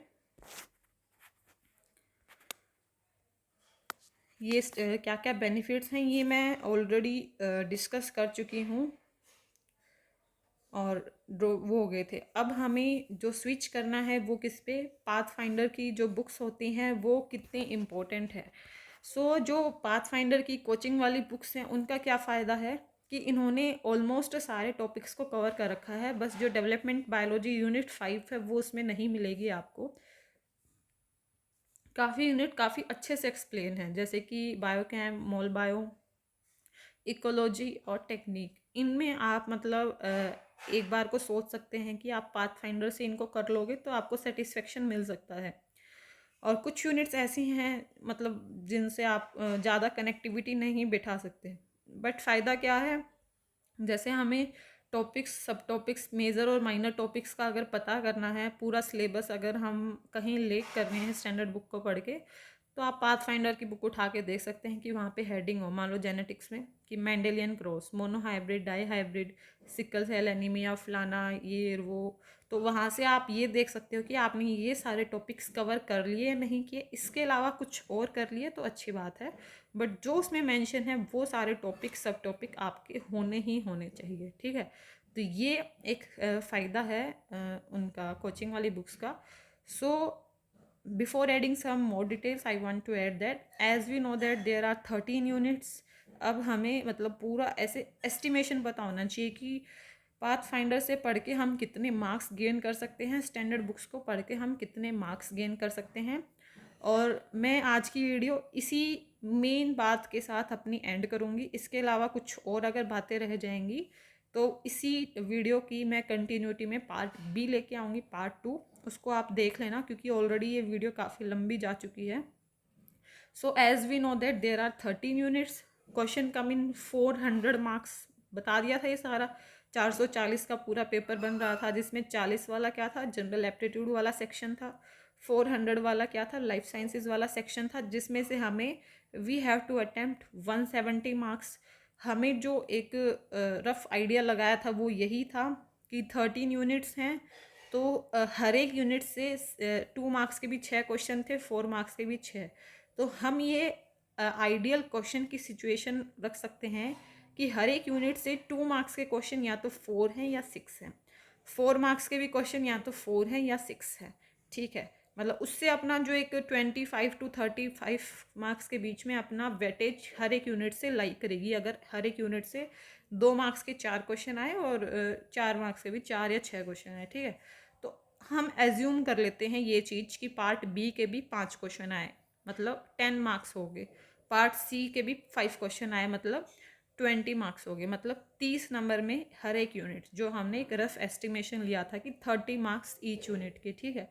तो अगर हम स्टैंडर्ड बुक पढ़ रहे हैं, क्वेश्चन हमने लिया, वहाँ पे अपने पास पूरी एक लिस्ट है जिसमें आए हुए हैं क्या, पार्ट बी और सी के 5 क्वेश्चन। अगर हमने स्टैंडर्ड बुक पढ़ी है तो स्टैंडर्ड बुक का क्या फ़ायदा होगा कि जैसे मैंने आपको बताया था ना कि कोचिंग वाली बुक्स में क्या होता है कि पार्ट बी जो कंसेप्चुअल चीज़ें होती हैं मतलब वो इतनी क्लियर नहीं होती, जो मेमोरी बेस्ड होती हैं वो ज़्यादा क्लियर होती हैं। बट जो स्टैंडर्ड बुक्स का क्या फ़ायदा है कि पार्ट बी मतलब मेमोरी बेस्ड की चीज़ें भी हम काफ़ी गेन करेंगे और कंसेप्चुअल तो हमारी बहुत ही ज़्यादा अच्छी हो जाएगी। तो पार्ट पॉसिबिलिटीज़ क्या है, 5 क्वेश्चन आए, उनमें से 3 to 4 अगर हम स्टैंडर्ड बुक पढ़ रहे हैं मतलब हमने 4 क्वेश्चन हम कर पाएंगे। क्योंकि कोई भी चीज़ अगर 100% में है, मान लो देखो ये 10 क्वेश्चन थे, आप चाहे कितनी अच्छी बुक पढ़ रहे हो, एक यूनिट के आप 8 या 9 क्वेश्चन ही अटेम्प्ट कर पाओगे स्टैंडर्ड बुक की हेल्प से। अगर आप कोई कोचिंग की बुक रिफ़र कर रहे हो तो आप वहाँ पे 4 या 6 क्वेश्चन अटेम्प्ट कर सकते हो और काफ़ी बार 2 या 3 ही कर पाते हो।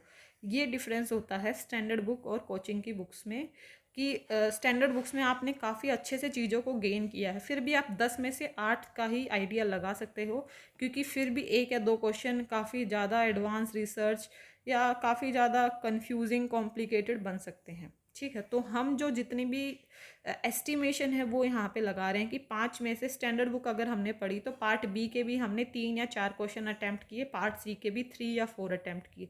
अगर हम पाथ फाइंडर पढ़ रहे हैं तो पार्ट बी के तो हम 3 या 4 कर लेंगे, पार्ट सी का कंसेप्चुअल है या तो हमें आएगा ही नहीं, और आएगा तो या तो हम 1 कर पाएंगे 5 में से, या 2 क्वेश्चन अटेम्प्ट कर पाएंगे, ठीक है। ये कब हो रहा है, जब हमने सारी 13 यूनिट्स तैयार कर रखी हैं, हर एक यूनिट का ये हम आइडिया लगा के चल रहे हैं। पाथफाइंडर में डेवलपमेंट बायोलॉजी नहीं है, तो मतलब हमें 12 यूनिट हम यहाँ पे लेके चल रहे हैं, ठीक है। तो अगर हमने पार्ट बी के क्वेश्चन, अगर हमने 3 क्वेश्चन किए हैं आउट ऑफ 5, जब हमने स्टैंडर्ड बुक पढ़ी, तो 13 इंटू में 3 39, और अगर हमने 4 क्वेश्चन अटैम्प्ट किए हैं तो 13 इंटू में 4 मतलब 52। मतलब कितने क्वेश्चन आते हैं टोटल? 50 क्वेश्चन आते हैं पार्ट बी में। हमें करने कितने होते हैं? 35। अगर हमने सारी की सारी 13 की 13 यूनिट अच्छे से तैयार कर रखी हैं तो हम 39 भी अटैम्प्ट कर सकते हैं 50 में से, और 52 क्वेश्चन तो 50 आते हैं। मतलब ये हमारी प्रिपरेशन का जो जोन है वो काफ़ी ज़्यादा सेफ साइड में है, ठीक है। और पार्ट बी की हम इनमें कोचिंग की बुक से बात करें कि अगर हमने 3 क्वेश्चन अटैम्प्ट किए तो वही 36, और अगर हमने 4 क्वेश्चन अटैम्प्ट किए तो 48, क्योंकि इसके अंदर 1 यूनिट कम है। तो हमें क्वेश्चन 35 अटैम्प्ट करने होते हैं 50 में से। मतलब ये वाली अगर हम कोचिंग की बुक से पढ़ रहे हैं तो पार्ट बी यहाँ भी अपने लिए सेफ है, ठीक है। अब हम बात करते हैं पार्ट सी की।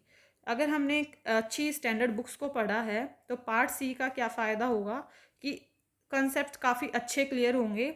आपने अगर 13 के 30 यूनिट से 3 भी क्वेश्चन अटैम्प्ट किए तो आप कितने अटैम्प्ट कर पाओगे? 39। अगर आपने 4 अटैम्प्ट किए 5 में से, आप 52 अटैम्प्ट कर पाओगे। क्वेश्चन कितने आते हैं? 100। हमें अटैम्प्ट कितने करने पड़ते हैं? 25। तो या तो 39 या 52, मतलब सेफेस्ट जोन है अपना स्टैंडर्ड बुक के साथ। बट कोचिंग्स की बुक को पढ़ के हमें जो कंसेप्चुअल चीज़ें हैं वो इतनी अच्छे से क्लियर नहीं हो पाती। हम 1 या 2 क्वेश्चन अटैम्प्ट कर पाते हैं। अगर हमने 2 क्वेश्चन 12 की 12 यूनिट तैयार करके कर लिए तो 24 हम अटैम्प्ट कर पाएंगे। इन केस हम कंफ्यूज हो गए, 12 की 12 यूनिट से हमने 1 क्वेश्चन किया तो 12 क्वेश्चन कर पाएंगे। अगर ऐसे हो कि 6 यूनिट से हमने 5 यूनिट से मान लो हमने 2-2 क्वेश्चन किए, और बाकी की 5 यूनिट से हमें समझ नहीं आया, 2 यूनिट से हम 1-1 क्वेश्चन कर पाए, तो फिर भी हमें लगभग एस्टिमेशन अपना 15 क्वेश्चन हम कर पाएंगे। कितने में से? 100 क्वेश्चंस में से। करने कितने थे? 25। तो ये क्या है कि 12, 15 या 24 चांसेस इतने हैं। मतलब यहाँ पे हम सेफेस्ट तो नहीं बोल सकते, बट ओके है, प्रिपरेशन ठीक चल रहे हैं अभी ट्रैक पे, ठीक है। तो यहाँ से हमें क्या समझ आया? स्टैंडर्ड बुक्स जब हमने पढ़ी तो हमने जब 50 में से 35 करने थे तो हमने उससे ज़्यादा हम कर पाए। जब हमें 100 में से 25 कर पाए तब भी हम काफ़ी ज़्यादा कर पाए। तो ये अपना मैक्सिमम सेफेस्ट जोन है। बट जब हमने यहाँ से प्रिपरेशन की पाथफाइंडर वगैरह की बुक से, तो हम पार्ट बी मान लो कंप्लीट हमने अटैम्प्ट किया, मतलब 70 मार्क्स। और अगर हमने पार्ट सी अटैम्प्ट किया, मान लो 12 क्वेश्चन हर एक यूनिट, टोटल 12 यूनिट से 4-4 क्वेश्चन कर, एक एक क्वेश्चन अगर हमने किया तो मान लो 48 मार्क्स। तो हमारा जो लाइफ साइंस वाला सेक्शन था 170 मार्क्स का था, लाइफ साइंस वाला जो अटैम्प्ट हमें करना था। तो हम उसमें से कितना अटैम्प्ट कर पाए? 118 मार्क्स का, ठीक है। 30 नंबर की आती है जनरल एप्टीट्यूड। मान लो आपने 10 नंबर की जनरल एप्टीट्यूड भी कर दी तो ये आपके बन गए कितने? 128 मार्क्स 200 में से। मतलब ठीक चल रही है प्रिपरेशन, आप क्लियर कर सकते हो ये एग्ज़ाम, क्योंकि जो कट ऑफ है वो जाती है 52। मैं कट ऑफ का थोड़ी देर में बताती हूँ, चलो ठीक है। तो यहाँ पे आप पाथ फाइंडर की बुक पढ़ के एबल हो लगभग 120 नंबर लेने के लिए 170 में से। बट आपने स्टैंडर्ड बुक्स पढ़ी हैं तो आपके चांसेस हैं कि 170 में से 170 आप गेन करो, क्योंकि 400 में से 170 लेने थे, उसमें भी आपने सारी यूनिट्स तैयार कर रखी हैं, तो पॉसिबिलिटीज़ हैं। तो ये काफ़ी सेफेस्ट जोन है। तो यहाँ से आपको एक क्या आइडिया लगा कि अगर आप स्टैंडर्ड बुक रिफ़र कर रहे हो तो आपको कोई ज़रूरत नहीं है 13 की 13 यूनिट को अच्छे से करने की, ठीक है। मतलब क्या समझ में आया? अगर आप स्टैंडर्ड बुक को रिफ़र कर रहे हो तो अगर आप कर लो कोई भी 6 या 8 यूनिट अच्छे से कर लो, आपने काफ़ी अच्छे से 6 से 8 यूनिट को कंप्लीट कवर कर लिया, और बाकी की जो 4 से जो 5 यूनिट हैं उनके मोस्ट इम्पॉर्टेंट पॉइंट्स और उन यूनिट्स का जो ओवरऑल जनरल ओवरव्यू है, समरी है, या जनरल आइडिया भी अगर आपको है तो वो सब ठीक है। क्योंकि अगर आप पार्ट सी है, पार्ट सी में अगर आपने 7 यूनिट काफ़ी अच्छे से की और आप अगर 5 क्वेश्चन आते हैं, अगर 3 क्वेश्चन भी उन यूनिट से कर पाते हैं तो 21 ये हो गए। बाकी 5 यूनिट में से अगर आप 2 क्वेश्चन भी अगर कर लोगे ना, 5 यूनिट, जैसे अब 1 यूनिट में से हम 3 क्वेश्चन बोल रहे थे, वहाँ पे मैं ये कह रही हूँ कि 5 यूनिट को मिला के भी अगर आप 1 या 2 क्वेश्चन भी अटैम्प्ट कर पाओगे तो आप लगभग 23 या 24 क्वेश्चन कर लोगे। कितने में से? 100 क्वेश्चंस में से। करने कितने थे? 25। तो 100 में से अगर 24 भी अगर आपने कर लिए या 23 भी आपने कर लिए, मान लो 23 आपने कर लिए, ठीक है। जो पार्ट बी है, जो मेमोरी बेस्ड था, मान लो आपने उसमें 35 क्वेश्चंस करने थे, हर एक यूनिट से 4 क्वेश्चन आपने मान लो पार्ट बी के कर दिए 7 यूनिट से। बाकी जो आपने जनरल आइडिया लिया था, मान लो आपको उसमें से कुछ भी नहीं आया, और आया तो आपको बाकी यूनिट से 1 या 2 क्वेश्चन ही आया, तो मतलब इन जनरल जो कैलकुलेशन अगर हम करें तो 7 इंटू में 4, 28 मार्क्स। अगर आपने क्वेश्चन कितने अटैम्प्ट कर दिए कि सॉरी 28 क्वेश्चन, आपने 28 की जगह 30 या 32 क्वेश्चन कर दिए, कितने में से? 50 में से। तो मान लो 50 में से आपने कितने क्वेश्चन किए? 30 क्वेश्चन आप कर पाए जब आपने 7 to 8 यूनिट अच्छे से तैयार की, बाकी सबका आपने ओवरव्यू या जनरल आइडिया लिया, तो आप 30 क्वेश्चन कर पाए पार्ट बी के, मतलब 60 मार्क्स। 22 क्वेश्चन कर पाए पार्ट सी के, मतलब 88 मार्क्स। तो टोटल आपका कितना बना? 148। और जनरल एप्टीट्यूड के 30 में से आपने मान लो 15 का अटैम्प्ट कर लिया या 10 का भी अटैम्प्ट कर लिया, तो आपका जो ओवरऑल स्कोर है वो 200 में से क्या जाने के चांसेस है? 160 या 165। ये काफ़ी ज़्यादा सेफेस्ट जोन है। इतने मार्क्स अगर आपके हैं तो आप टॉप 10 जो रैंक होल्डर हैं उनमें आ जाओगे, ठीक है। और यहाँ पे हमने ये देखा कि हमने सारी यूनिट्स की, फिर भी हम 118 पे हैं। तो इसमें हमें ये है कि जो ये 12 की 12 यूनिट्स हैं पाथ फाइंडर से, हमें लाइन टू लाइन पूरी पाथ फाइंडर को अच्छे से पढ़ना पड़ेगा, उसको 5 से 6 बार रिवाइज करना पड़ेगा, उसकी जो जो बातें हैं उनको अच्छे से गेन करना पड़ेगा। तो हम इस 118 को 115 भी कर सकते हैं या फिर 130 पे भी पहुंच सकते हैं, मतलब हम JRF तक क्लियर कर सकते हैं, ठीक है। तो अब ये JRF और ये सब क्या होते हैं, जैसे कि जो कट ऑफ है इसमें CSR नेट का जो एग्ज़ाम है वो 200 मार्क्स का है। इसमें क्या होता है, 2 लेवल होते हैं, एक तो LS मतलब लेक्चररशिप, एक JRF जूनियर रिसर्च फेलोशिप। जिनको जॉब के लिए जाना है वहाँ पे उनको LS की डिमांड करते हैं, जिनको रिसर्च में जाना है उनको JRF चाहिए होता है। तो जो LS होता है उसकी जो कट ऑफ जाती है, अगर आपने 200 में से 100 या 105 मार्क्स ले लिए, कैटेगरी वाइज 1-2 मार्क्स ऊपर नीचे हो जाता है, तो आपका LS क्वालिफाई हो जाता है। बट JRF के लिए कैटेगरी वाइज 105 to 120 तक अभी तक इसकी कट ऑफ जाती है। तो ये होता है JRF। तो हमने उसमें देख लिया स्टैंडर्ड बुक्स में क्या था कि हम 160 to 170 मार्क्स तक ले रहे थे, पाथ फाइंडर की बुक्स में हम 118 या 125 तक हम मार्क्स ले रहे थे। तो दोनों में अपनी JRF LS दोनों होने के चांसेस हैं। स्टैंडर्ड बुक्स का ये फ़ायदा है कि अच्छी रैंक, अच्छा कॉन्फिडेंस, टॉपिक की पूरी डिटेल, ये सब बातें हमें अच्छे से क्लियर हो रही थी। तो आप दोनों बुक्स पे जा सकते हैं, चाहे स्टैंडर्ड चाहे पाथ फाइंडर। जो डिफरेंस है वो मैंने आपको काफ़ी अच्छे से एक्सप्लेन कर दिया, ठीक है। So both these are good. Main difference is how to prepare, what are the major drawback और स्ट्रेटजी। तो मेजर ड्रॉबैक आपने देख लिए, प्रिपरेशन कैसे करनी है स्टैंडर्ड बुक्स को मैंने पढ़ के दिखा दिया, पाथ फाइंडर की बुक्स को लाइन टू लाइन, क्योंकि उसकी हर एक लाइन में वो पहले से ही काफ़ी क्रिस्प नोट हैं, काफ़ी चीज़ों को पहले ही मॉडिफाई कर रखा है, तो हमें लाइन टू लाइन उनको पढ़ना है। स्ट्रेटजी यही रहेगी, सिलेबस को देखो, वहाँ से टॉपिक उठाओ, उस टॉपिक को अच्छे से कवर करो। प्रैक्टिस के लिए पाथ फाइंडर की ही प्रैक्टिस बुक आती हैं और कैटलिस्ट नाम से बुक आती है, और पास्ट ईयर क्वेश्चन पेपर भी आपको काफ़ी जगह मिल जाएंगे, तो आप प्रैक्टिस के लिए वो सब चीज़ों को रिफ़र कर सकते हो, ठीक है। मेरी यूट्यूब पे ये 2 वीडियो भी मैंने बनाई थी कि आपको फिर भी चीज़ों को मैनेज करना नहीं आए तो आप हाउ टू मैनेज वाली वीडियो देख सकते हो। इसके अलावा जो बार्क गेट भी काफ़ी अच्छे एग्ज़ाम हैं, जो और भी हैं, ये मेरे को काफ़ी ज़्यादा अच्छे लगते हैं, इनसे रिलेटेड भी मैंने ये एक और वीडियो बना रखी है, आप वो भी वीडियो मेरी देख सकते हो। सो इनके अंदर जो मेन चीज़ है प्रिपरेशन में, एग्ज़ाम इतना मुश्किल नहीं है, जो मेन डिफरेंस आता है वो होता है कंसिस्टेंसी का। स्टूडेंट अपनी प्रिपरेशन के टाइम कंसिस्टेंट नहीं रहते। So all the points which I covered की most to list important units की लिस्ट की मैंने अभी आपको बताया था ना, मोस्ट इम्पोर्टेंट, इम्पोर्टेंट और एवरेज, और major benefit of standard books की क्या क्या जो मैंने कवर किए हैं अभी तक वो सारी बातें। तो उन सारी बातों को आपको अपने माइंड में रखना है। और मेजर ड्रॉबैक्स क्या हैं कोचिंग बुक्स के कि अपडेटेड नहीं रहती, टॉपिक्स को लिमिटेड एक्सप्लेन किया होता है, पार्ट सी में आप प्रॉब्लम फेस कर सकते हो, इंटरव्यूज़ में आपको चांसेस हैं प्रॉब्लम आप फेस करो।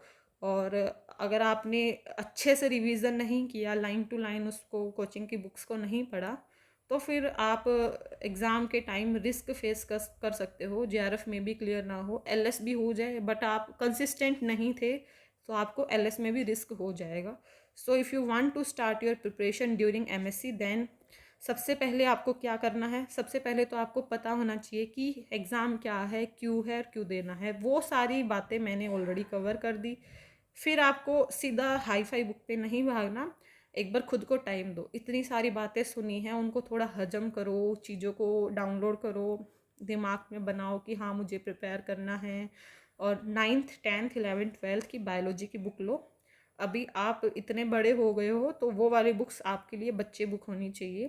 तो कोशिश करो अगर आप अच्छे हो पढ़ाई में, एक महीने में 9th 10th 11th 12th की बुक, एनसीईआरटी या जो भी 9th 10th में बुक है बायो की, उसको आप अच्छे से पूरी बुक को पढ़ डालो। 2 महीने 3 महीने जितने भी आप रहते हो, अगर आपका गोल आपने जो 2 महीने डिसाइड किया, काफ़ी स्टूडेंट 1 महीने में, काफ़ी 15 दिन में, काफ़ी 3 महीने लेंगे, तो उनको आप पढ़ो, या 45 डेज, वो आपको 9th 10th 11th 12th की बुक को पढ़ना है अपने बेसिक को क्लियर करने के लिए। फिर आपको फिर खुद से पूछना है कि मेरा क्या एम है, मुझे रिसर्च में जाना है, मुझे इंडस्ट्री इंस्टीट्यूट या लैब्स में काम करने के लिए जाना है, मुझे किसी और फील्ड में जाना है। अगर आप यूपीएससी वगैरह करना चाहते हो तो आप इतना यहाँ पे दिमाग ख़राब मत करना, आपका जो अल्टीमेट गोल है प्लीज़ उसी को टाइम देना। अगर आपको कम एज में अगर अच्छी अपॉर्चुनिटी स्टार्टिंग में ही चाहिए तो ठीक है। अगर आप सीरियस हो इस एग्ज़ाम को लेके तो फिर जो ये सिलेबस है उसको प्रिंट आउट करके रखो। आप चाहो तो पाथ फाइंडर की बुक्स वगैरह परचेज कर सकते हो क्योंकि वो आपको काम आती ही हैं। कुछ 2-3 टेलीग्राम ग्रुप्स को ज्वाइन करो कि आपको अपडेटेड रहो चीज़ों से, आपको बुक्स भी मिल जाएँ, आपको अगर कुछ डाउट हो तो आप किसी ग्रुप में पूछो तो आपको पता चल जाए।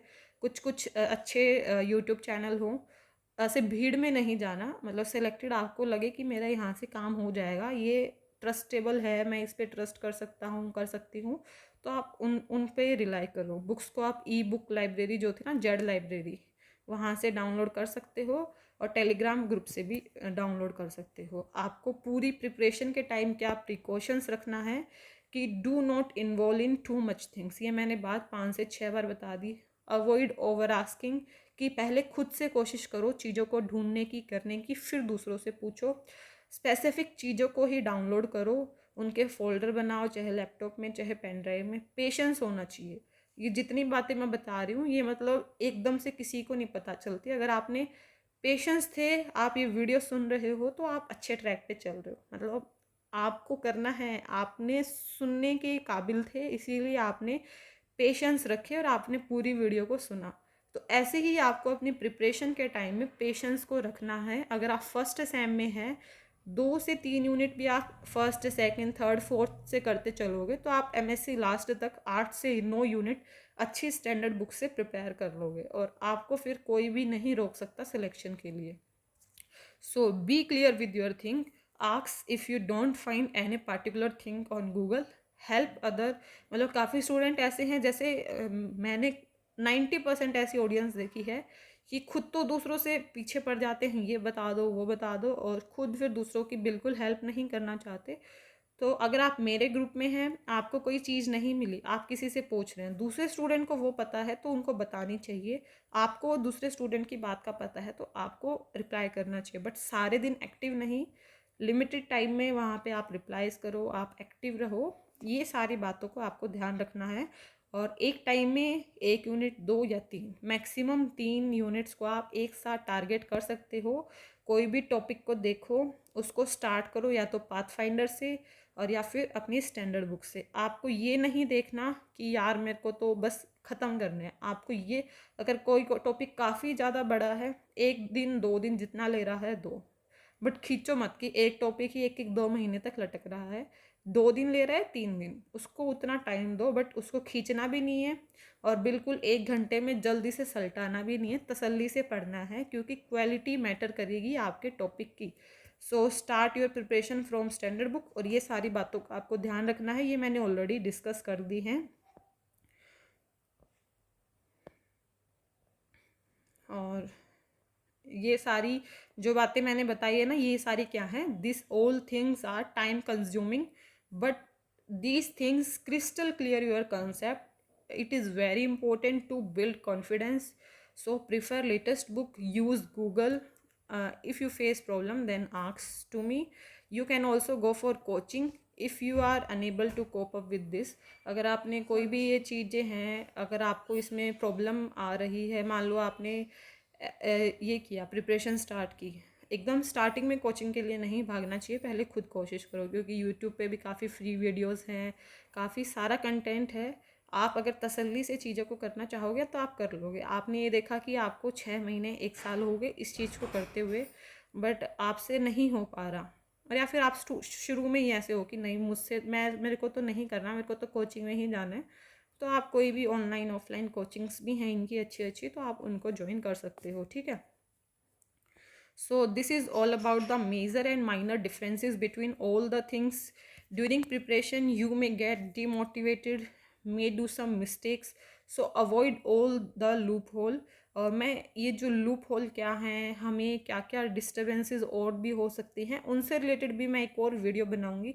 मैंने ये सारी चीज़ें यहाँ पे रिटर्न में इसलिए लिखा क्योंकि वीडियो बनाते टाइम माइंड में नहीं आता कि अच्छा वो पॉइंट भी ऐड करना था, वो भी ऐड करना था, तो यहाँ पे इनको लिखने के बाद मुझे भी एक सेटिस्फेक्शन रहेगा कि मैंने मैक्सिमम चीज़ों को कवर कर दिया। So firstly tell me in the comment box कि आपको आज वाली जो ये वीडियो है ये कैसी लगी। अगर अच्छी लगी है तो वीडियो को लाइक करके एक अच्छा सा कमेंट लिख देना, ताकि वही है, मैंने इतनी मेहनत की है आप लोगों के लिए, तो मुझे पता लगे आपको कैसी लगी। आप अगर आपको अच्छी नहीं लगी तो आप मुझे बता सकते हैं आपको क्या चीज़ अच्छी नहीं लगी। अगर कोई पॉइंट यहाँ से मिस हो गया तो आप मुझे वो वाला पॉइंट भी कमेंट बॉक्स में बता सकते हैं कि मैम ये पॉइंट रह गया, हमें इसके बारे में भी जानना है, ताकि मैं आगे और भी जो पार्ट 2 वीडियो का लेके आऊँ तो उसमें वो सारे पॉइंट्स को मैं इंक्लूड कर लूँ। सो all the best for your preparation. Like share and subscribe my YouTube channel. अगर आपने अभी तक चैनल को सब्सक्राइब नहीं किया है तो ऐसे और अच्छे अच्छे अपडेट पाने के लिए, आपको नोटिफिकेशंस मिलते रहें तो आप सब्सक्राइब कर देना। So thank you, keep learning.